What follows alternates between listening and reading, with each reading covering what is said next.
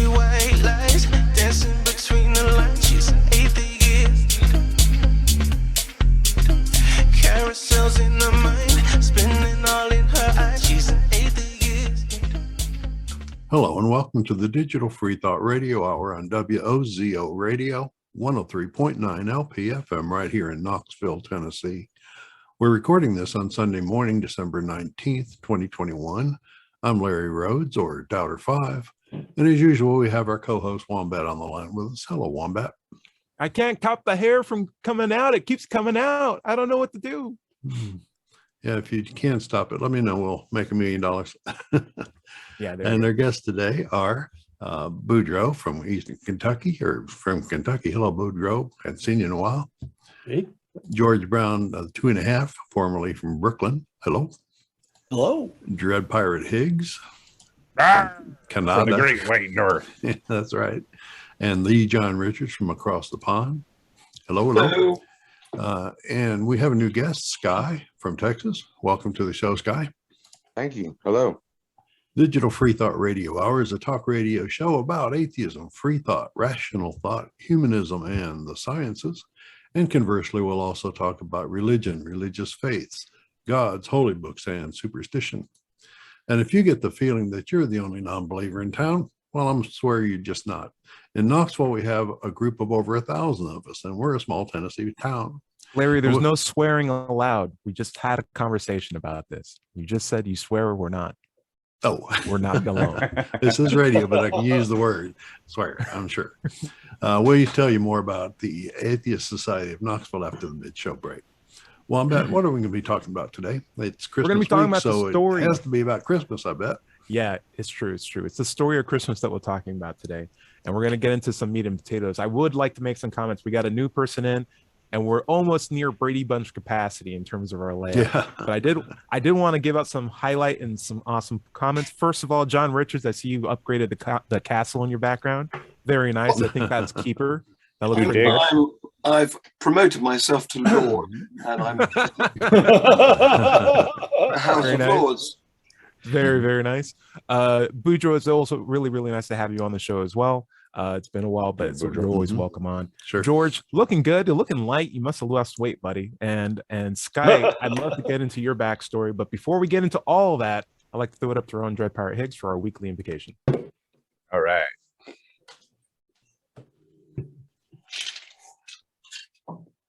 Our noodly lord, who art in a colander, al dente be thy noodles. Thy blood be rum, thy sauce be yum, with meat as it is with vegetables. Give us this day our garlic bread, and forgive us our cussing, as we forgive those who cuss against us. And lead us not into ketoism, but deliver us some carbs. For thine are the noodles, and the sauces, and the grog, whenever and ever. You know, Dread, I've actually found some noodles that are more or less carb. I don't want to say they're carb free, but they're at least super low in calories. They're conjacked noodles. I just got them on Amazon, and like a whole packet's only 5 calories. It's going to blow my mind. I'll let you know how they turn out. I know, it's insane, right? They also make rice that's like a pound is only like 5 grams or 5 calories. It's like, how is this possible? It's insane. But I am going to be getting you some highly caloric Fruity Pebbles in the mail. Be ready for that, Dread. Sweet. Yes. Guys, we have a new guest. I'd like to throw it up to Sky. Sky, tell us about yourself and what's your Christmas situation like? Okay. I am an atheist. I was raised in an atheist household. My Christmas situation is that I love secular Christmas. I love all the grand old pagan traditions. Unfortunately, we will not be having Christmas this year because my mother is still afraid of COVID, so the family won't be getting together. That's interesting. For you, Christmas is being with your family, like, because that's why you aren't having Christmas, right? Yeah. I get that. My atheist grandparents always threw big to-dos for Christmas. Again, it was the whole family. We got like 20 people there. Wow. Yeah, COVID's put us to our stir. Boudreaux, what's your Christmas situation like? Well, I have kids, so Christmas is a big deal for us, and it's fun, and it's very secular. But we do tree and presents, and we'll visit with Kristen's parents and her sister there in town. So it'll be a small gathering. We're not. And Kristen's parents are also atheists too, right? Isn't that Buffalo Bill? Father is, yeah. Okay. Yeah. So it's nice. Christmas has always been a big deal for me as a kid too. My mom just spoiled us rotten as kids, and that always made me just enjoy Christmas that much more. So a lot of presents under the tree for the kids. So not bad. For me, I had a Christmas birthday nearby, so you get the combination of the early December gifts and then the Christmas gifts. So it's a slow trickle, and it's never anything big. So it's not a lot that you have to wait for. I kind of have like a nicotine patch in terms of getting presents throughout December. John Richards, what's your Christmas situation? And how have you been, my friend? We do the traditional Christmas. We've got a tree, flickering lights, presents underneath it. We will have a Christmas lunch, and then of course we'll sit and listen to the Queen's message. There's a Queen's message every year? Is that a thing? Yeah. Yes. Like State Canada, of the Union, State of the Christmas. Yeah, is that a State of the Union? It's more of it's a non-political speech, obviously, and she's just reporting on the year and wishing all the members of the Commonwealth, because don't forget, we may not be an empire, but we still have a Commonwealth, and in fact, other countries have been voluntarily joining it. But she just gives us all a nice homely message. A nice little pat on the back. Exactly. Yeah. But I hear that in Abu Dhabi, for the first time, they're going to have a do. So will it be the Abu Dhabi do? Okay. All right. Dread, in Canada, do you also get a broadcast of the Queen's message as well? Does it reach across the seas? No. Well, not to this household anyway.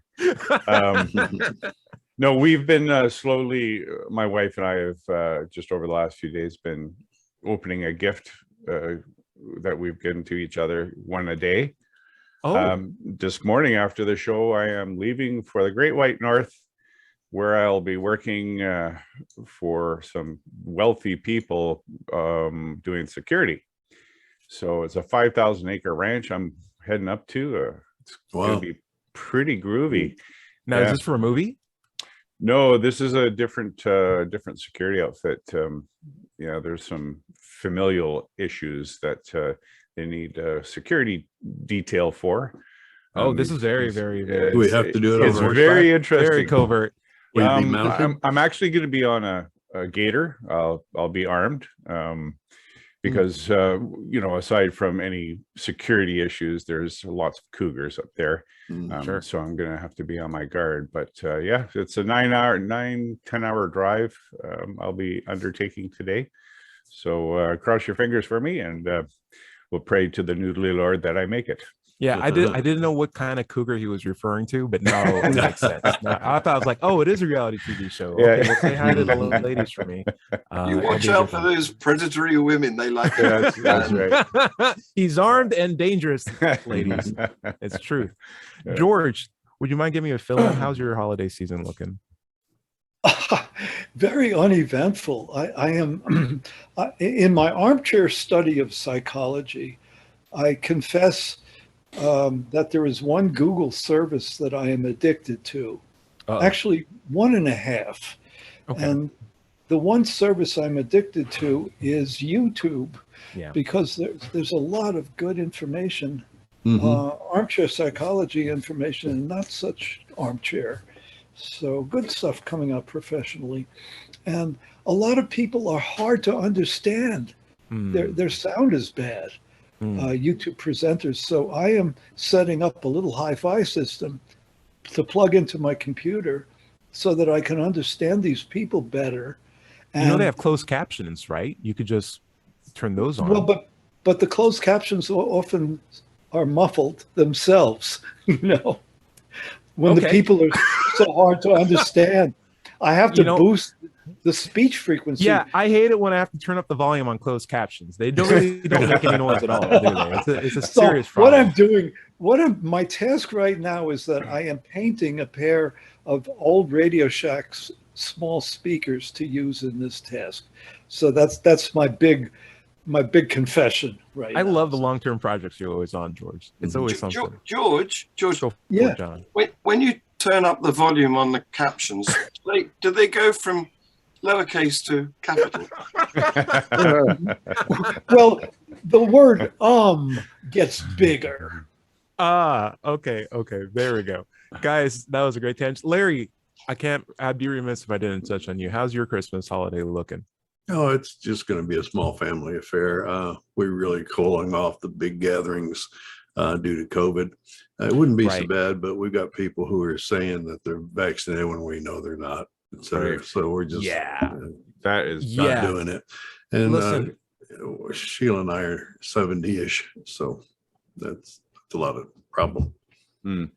Yeah, I don't want to even mess with that. I'm in Tennessee. There's a lot of friends that are having parties like around this time. And it's just like, I know for a fact that some of these people who are going to these, or like the proponents, poster children of anti-vaxxing. And I don't want to hang out with them when I'm about to be on an extended break. Likewise, I don't want to bring the biome that I'm in Tennessee out to my mom. And she's in Virginia. And I know Tennessee's like the hotbed right now. So I'm just saying, hey, we'll do video. We'll give it one more year, and I'm sure we'll catch up later on. Hey, what's up, little girl? All right, guys, we're talking about the story of Christmas from an atheist perspective and sanity of Christmas from an atheist perspective. Larry, would you mind setting the tone? Or well, one thing first is we said we were going to get back to Sky after we did our introductions. And we never did. That's right, my bad. So, Sky, can you tell us a little bit about what it's like there in your corner of Texas for an atheist? It's awkward. Yeah. Okay. San Antonio is a very Catholic city, a very churchy city. Also pretty liberal, though. It's a. Well, I don't know. I've lived other places, so I don't find it all that liberal. Oh, okay. But Austin is right up the road. Austin is very liberal. Yeah. Austin has a great atheist community. They do. They do. ACA is up there. There's a secular humanist oasis opening up there in January too. Cool. Very cool. Yeah. Well, if you run into Matt Dillahunty, say I said hi. I sure will. Yep. But he won't know who I is. That's just the weirdest. Dread Pirate Higgs. He knows. Oh, me. okay. Matt Dillahunty is in hospital having his heart operated on right now. Oh, is he? Really? Well, which one? Wow. Sending good vibes. Yeah. Good thoughts. Absolutely. Anyway. We have faith in the doctors. Not only faith, but also good, reliable science in it too. Of course. I did want to make some. I did want to have some things to touch on. Sky, how long have you been in Texas? And then I guess, is it hard for you to admit that you're an atheist in that time, particularly in this holiday season? No, it's not. I realize that there is a lot of stigma sometimes attached to being an atheist. And I really like to let people know and to be a good role model to show them that you really can be good without God. Awesome. That's very important to me. That's good. Yep. Dread, would you say, as you're driving armed through the gators, or I'm sorry, through the cougars, right? Just knocking back left and right, or arming, however you're doing it. Do you feel in this holiday season, I know, and as a Pastafarian, but also as an atheist at the same time too, like, do you feel any additional pressure to keep yourself, in the back burner while the Christians have their holiday, and then give yourself more time to step forward? What do you think? No, I'm a realtor. It was one of my professions, and just recently they were gonna, they advertised a virtual party, Christmas party, and it was heavy Christian theme there, and then I spoke up to my managing broker and said, hey, look, I'm one of the 69% of people who are not Christians. And so, with all due respect, it would probably be better all around for everyone if we did this as a secular holiday. Otherwise, I'm just not interested in participating. And he was really good. He came back and he says, you know what, you are absolutely right. We ought to do this in a secular fashion because, as you point out, 69% of people are not Christian. There's all kinds of faiths out there, and we cannot assume our realtors are all of the Christian faith, even though they might celebrate Christmas and all that good stuff. So yeah, so it was nice that I stood up, and it was nice that he acknowledged that and made changes accordingly. So I was really appreciative. Very cool. That's really good. Good story. Boudreaux, I'm going to throw a softball at you.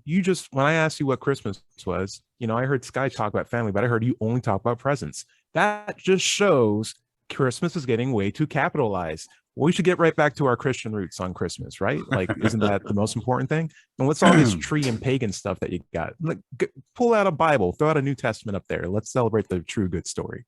I mean, we need the tree because where else are you going to put the presents?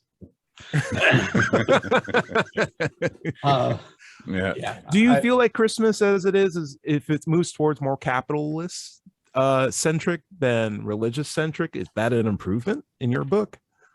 I mean, I guess I don't feel like capitalism's replacing the Christianity of it. I think there are plenty of people that, that's the only time of year they go to church, and there a lot of times you'll have a big gathering, and that's when you say grace, and and I don't know, the capitalist side, it's hard for me to think of that as bad, because again, I have just such warm memories as a kid of Christmas, and we try to make it to where the kids just really, really look forward to it.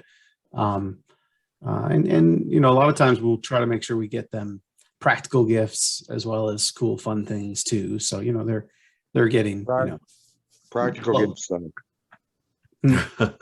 Yeah. Well, but if you mix them in cleverly, you get the right practical gift, it could be really useful. I mean, you get socks for Christmas, but you get cool socks with dinosaurs on them or something, Anyway, but yeah, so I don't know. Is it too capitalist? Should we be? Maybe one of the things we did start, and maybe this is a better way to look at it. One of the things we did start this year is that we are going to every Christmas make sure we go to givewell.org and kind of do good there. And then we've got some local charities that we want to give to, but there you go, Ty. There's some giving back there. Yeah. So, nice reminder for the kids to give back a little bit. Sure. Oh yeah. And definitely we involve the kids. They help pick the right, the charities. So yeah. I'll transition to John Richards. Listen, Christmas was never secular. So the idea of a secular Christmas is an affront. It's an attack on Christmas. Wouldn't you agree? Isn't it obvious that if we have a secular Christmas, we are literally taking away the entire point of Christmas in the first place? And why are you, as Lord of Atheists, laughing right now and agree? You're in agreement with this, right? Like it's shows being recorded. We agree that we are attacking Christmas systematically each year. Wouldn't you? Are we in agreement? Not at all. No. I was taught way back when I was at school that the pagan midwinter festival that we celebrated in the Northern Hemisphere since before the days of Christ. I mean, I think that Yule and Saturnalia, depending on which part of Northern Europe you came from, was a couple of hundred years pre-Christ. And what happened was the Romans commandeered most of Europe and decided to adopt Christianity as the state religion, and then imposed it on our existing festivals. So they stole Saturnalia for their evil Christian purpose. So you're saying two rights make a wrong? We're just stealing it back. That's it? Is that what it is? And I'm saying I want it back. Give us back. Give us back Saturnalia. Oh, give us back just the pagan holiday. Let's just celebrate that. We may even have more fun with it. The songs might even be better. Well, to be honest with you, I'm a little tired of that Celine Dion soundtrack over and over and over again. Hey, what's up, Dred? There was all the good bits. There was all the good bits in Saturday. You know, the drinking, the eating, the fire, the dancing, the gifts. We didn't need any of that other nonsense. Yeah, get rid of it. Dred, what's up? I was just going to say, if anyone's looking for a good thing to donate on Christmas to, Pastafarians are involved in a thing called Kiva, and I don't know if you guys have heard of this. Kiva is a platform where interest-free loans are made to persons in underdeveloped countries, and Pastafarians have donated $5,693,150. So if you want to be a part of that good thing, just go to Kiva and Church of the Flying Spaghetti Monster. Wowee, that's fantastic. Listen, George, I know you were raised atheist. I know you consider yourself an organic atheist. I like to consider you an untainted, not born again atheist. Right? But yes, hey, but you grew up in New York. You saw the Rockefeller Center. Maybe you even saw that big tree. Like, could you tell me about the biggest Christmas event that you've been to? No, I can't, because don't forget that I come from a Jewish heritage. I know. To me, I've been thinking about this today, which is why I proposed the subject, and because the anomalies just come hot and heavy to me.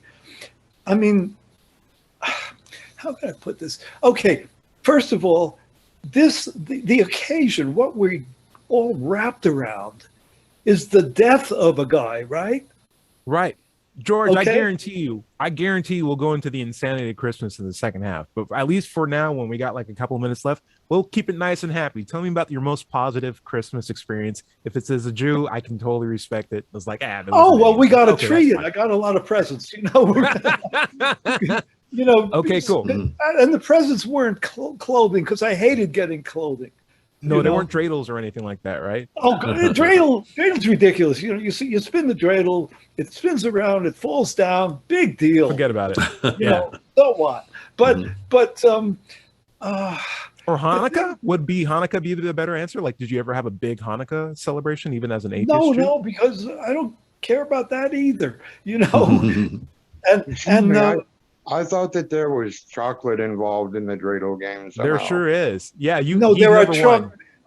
That's how everyone wanted to play with him, so they could have his chocolate. That's how. It's called Hanukkah gelt. Gelt means gold, right. And they're coins that they're like a heavy aluminum foil that is gold plated, and they're filled with chocolate, and they're very, very thin. They're coin thickness. So there's not a whole hell of a lot of chocolate in them. And they're not even a good bar. It's all just very frustrating, because you got to peel all this stuff off, and there's hardly any. I'm down with anything involving chocolate. Yeah, me too. Dark chocolate, especially. Dark chocolate also good. Guys, we're going to go into the insanity of Christmas after the second half. I promised I would. But before we do that, let's do a quick break before we reach the top of the half hour. All right, this is the Digital Freethought Radio Hour. We're on WOZO Radio 103.9 LPFM here in Knoxville, Tennessee. And we'll be right back after this short break.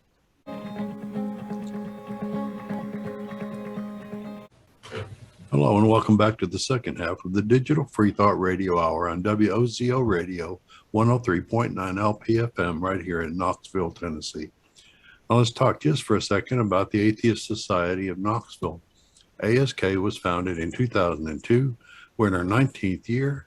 ASK has over 1,000 members, and we have weekly in-person meetings in Knoxville's Old City at Barley's Tap Room and Pizzeria. Look for us now inside, since it's winter, at the high top tables. We're usually the loudest and the happiest group there. If you'd like to join our Tuesday evening Zoom meeting, you can email us at askanatheist@knoxvilleatheist.org or let'schatsE@gmail.com. Repeat that, Larry. No, it's good. You can keep going, Larry. You can find us online at Facebook, meetup.com, or at knoxvilleatheist.org, or just Google Knoxville Atheist. Just that simple. By the way, if you don't live in Knoxville, you can still go to Meetup and do a search for an atheist group in your town. Don't find one? Start one. That's right. One back where you'd want to pick up. I was still trying to turn up the captions, so I'm sorry if there was some technical difficulties. I hope everyone now sees them all in caps lock now. They should be as loud as they possibly can be. Guys, we're talking about the insanity of Christmas. Over the show, I'll admit, we had a little break to discuss that with George, that Christmas is not about the death of a guy. And I think we're all on the same page. That's Easter, right? But you're the organic atheist in the room, so we're totally on the same level now. But it's very sweet. It's like that's the impression that you can go through your entire life being like Easter and Christmas, they're basically the same thing, right? It's like, I love it. I would love to have that kind of like non-indoctrinated mindset. We're gonna go with John Richards. Insanity of Christmas, things you can eat. What pudding, sausages, those shouldn't be mixed together. What's going on here? It's because I'm worried about you guys. You've eaten all your turkeys at Thanksgiving, so I've got to provide some alternative menu for you. And I suggest toad in the hole. Now, to make toad in the hole, you get toad in the hole. All right. It's a egg and plain flour batter with a little milk to loosen it up. You put it in a pan full of hot fat, and then you lay your sausages in it, cook it for about 40 minutes in the oven. Delicious. Wow. It sounds like sausage biscuits. Toad in the hole.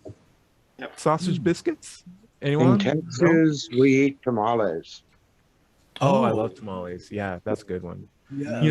And the last Christmas I spent with my family, we just ordered pizza. And I think, that just saved everybody because we didn't have to spend time cooking, more time with each other, and no leftovers because everybody loves pizza.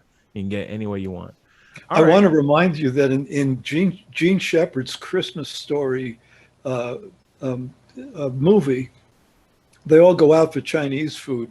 Yeah. Yes. Yeah. Oh, yeah. I love that. I love that film. That was a it great will most likely be 1 year where I won't have to hear the Peanuts theme or hear about that movie for at least 1 year. But it's not this year. But thank you, George. We can check that off the list. But I haven't heard the Peanuts theme yet. So who knows? Who knows? Boudreaux, tell me about the insanity of Christmas. There's something about scenes that you want to talk about? Scenes, yeah. And for the people that are watching this, they'll get a little extra bonus, but I'm going to attempt to put a background on mine. There you go. Nicely done. So seriously, there is a company that makes a nativity scene for like a lawn ornament, and it's this bright white thing. People usually take a light and shine it on it, and two of my neighbors have it. There are dozens in the neighborhood down the street, all kind of the same. They seem to be the same manufacturer. And I don't know if someone who worked for them just got in there and got a little creative with the design, or maybe my brain has just mapped this so well. But this nativity scene looks like two dinosaurs.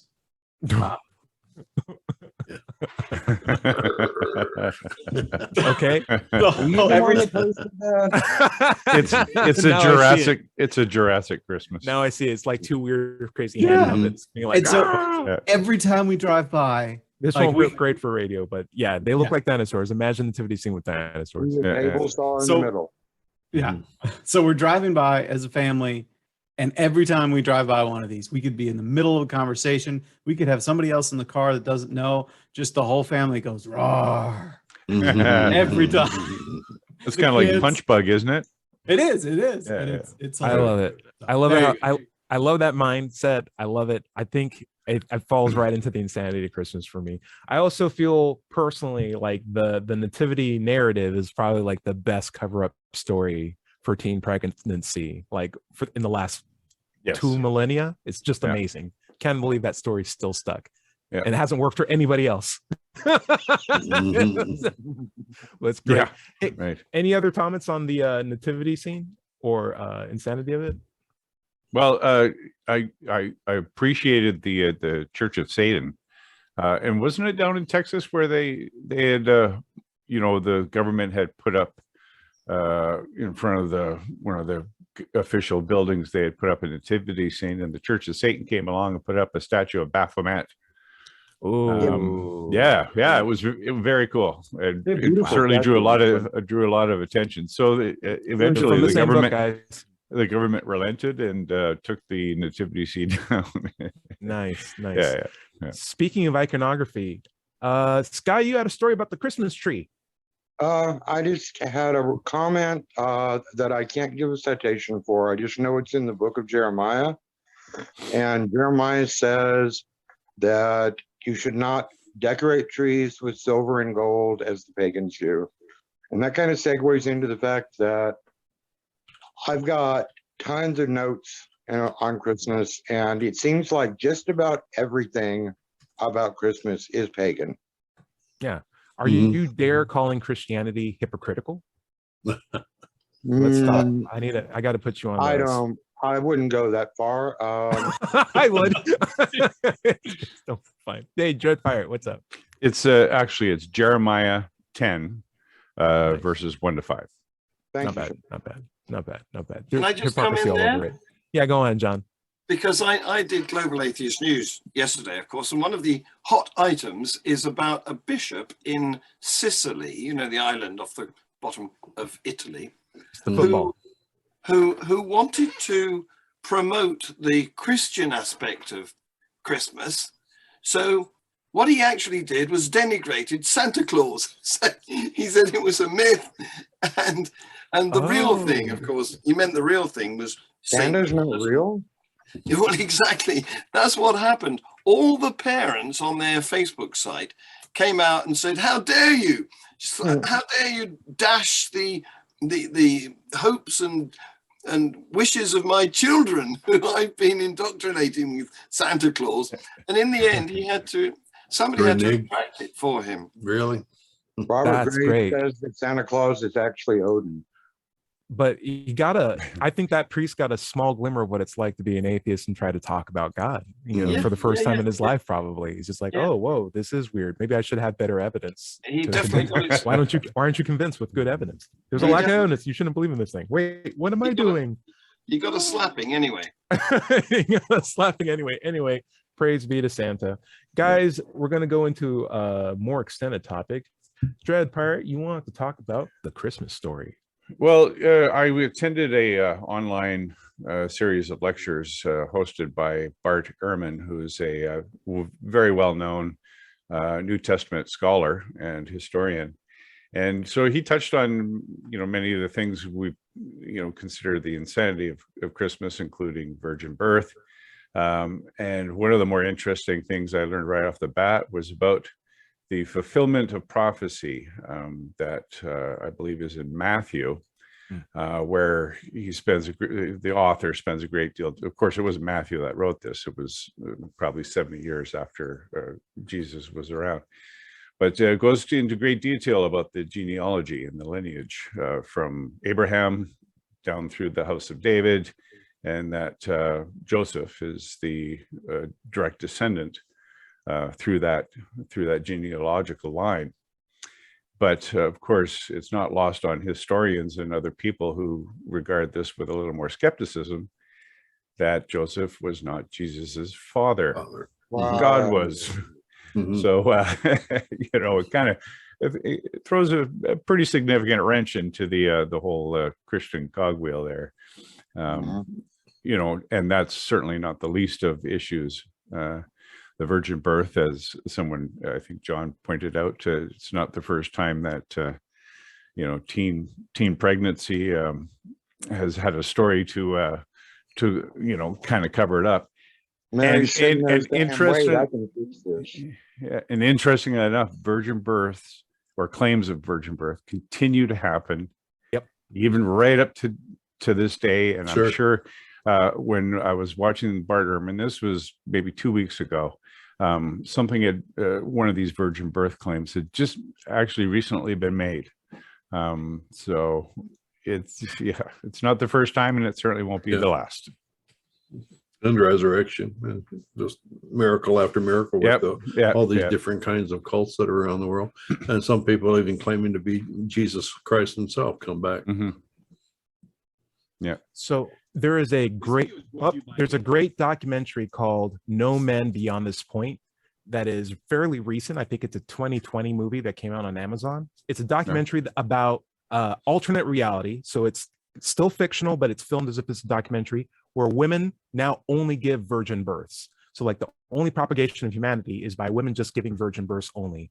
And they cite in the movie claims of virgin births since Mary all the way up until like the 1950s. And people weren't giving them enough credit until now all the women are doing it. And then all of society basically turns upside down because all the men have to be put into like tiny little camps where they can play video games and talk about how to barbecue the right kind of food. And the women will run the world because they don't need the men anymore. And it's the most funnest thing because like one of the men want to escape and he's just like, this world's so different. Everything, there's too many options for pants and their pockets aren't big enough. I don't know what's going on. And it's a fun dumb movie. What's the name of it? No Men Beyond This Point. I believe it could even be a Canadian movie, Dread. I would highly recommend you check it out. Of course, if there was such a thing as virgin birth, it would only be daughters that were produced. Right. Like parthenogenesis, yes. Yeah. Oh, so no Jesus. No, exactly. Or it could be a female Jesus. I mean, Joanna or somebody. Yeah. You know, the weird thing about the whole virgin birth situation that bothers me personally is that it tends to, unless if you have some way of randomizing DNA, right? You're still stuck with what essentially the sequence that you pull from the mom because even her mitochondrial DNA is going to be pulled from her line.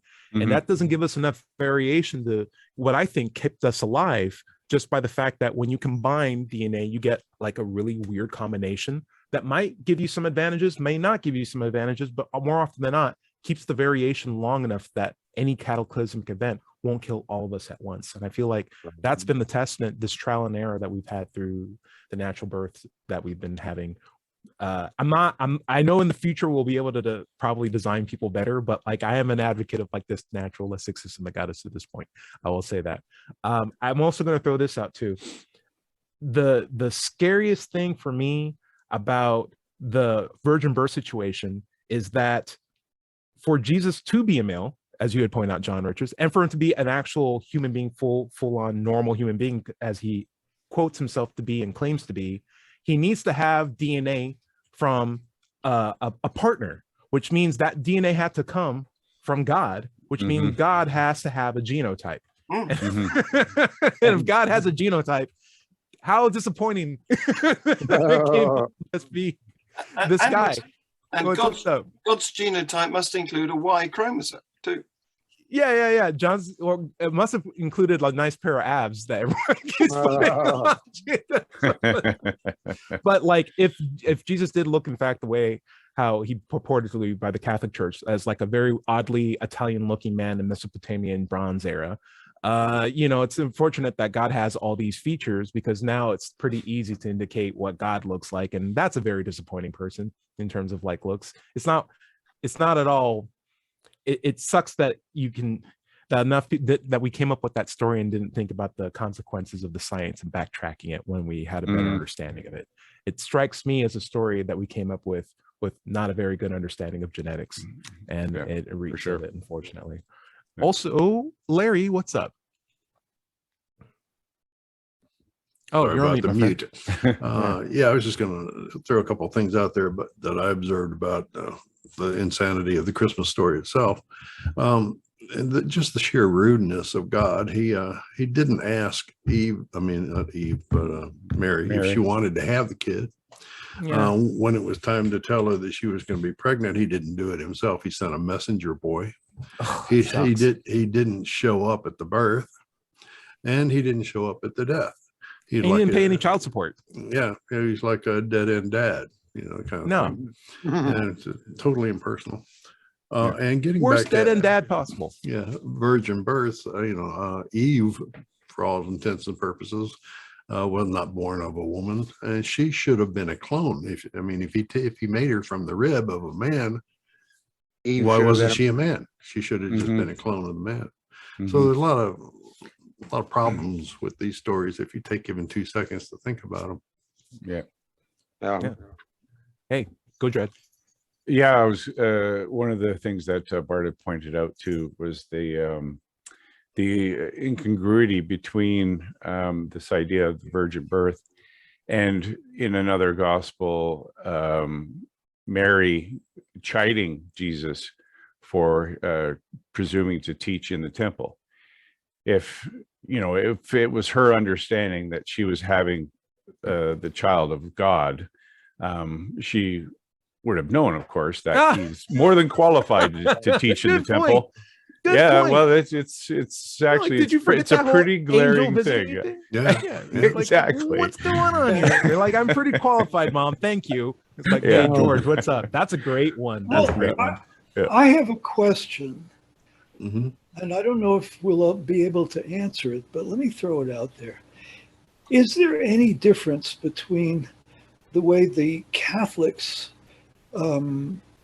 celebrate or view this story and the way the Protestants do? Not that much. I think the most difference between Catholicism and Protestantism is just structure of the church and who's the authorities. But and what you're allowed and not allowed to do. And of course it's bifurcated a lot. Yeah, and it's bifurcated a lot. But one of the stories biggest are generally the same. differences between Protestant and Catholic is that Catholic want to read the Bible and tell you what it means. Protestants encourage you to read the Bible for yourself. Right. That was the whole thing about the Reformation. Ujo was actually raised Catholic. What's up? I did want to quickly point out to Sky. Sky, if you just put your hand up, you'll have an easier time to interject because I hear you trying to say things and it's hard to hear. But yeah, to me, the Catholicism, the one thing that blows my mind talking about insanity is transubstantiation, where you're literally eating the body of Christ, and that's a great one. Ritual cannibalism. Wow. Yeah. And it's not just on Christmas. You do that like almost every other weekend. Every Sunday. If you got a good church, they always have the grape juice ready. I will throw this out. Here's my crazy one. The fact that we don't appreciate Joseph, I think that's the stepdad of Jesus, as a good father figure, because here's a guy could have just done whatever he wanted. It's like, oh, you're pregnant. I don't want to deal with that. I literally can get stoned for stuff like that. He's like, no. I'm going to step up. I'm going to still be your friend. I'm going to make sure you're warm. I'm going to be there at the birth. And I'm going to teach this kid useful traits that he'll need for a career, because I'm a carpenter. I'm going to teach this kid to make a chair. Okay, he's not good at making chairs. That's totally fine. We're going to work with this kid. Okay, he's preaching. He talks a lot. I'll get him out of the trouble. He's always there trying to get Jesus out of trouble. And Jesus is always like, I'm going to die on a cross one day. And Jesus is like, you're going to make your mom cry. Can we please just like calm it down a little bit? Best father, like one of the best fathers in the book. Better than God, I'd say that. Let's see, who's next? George He showed up anyway. He showed up. That's right. I've been thinking about the emasculation of men originating in the Catholic Church. So the word father is interesting, because God usurps the role of men when we refer to God as our Heavenly Father, our Father. We refer to the priests in Catholicism as Father. That tends to diminish the role of an authentic father. And in Jewish people, they say Father.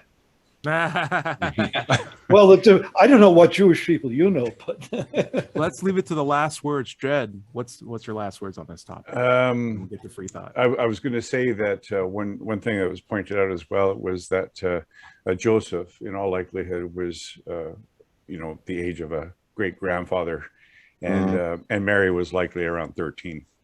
Whoa!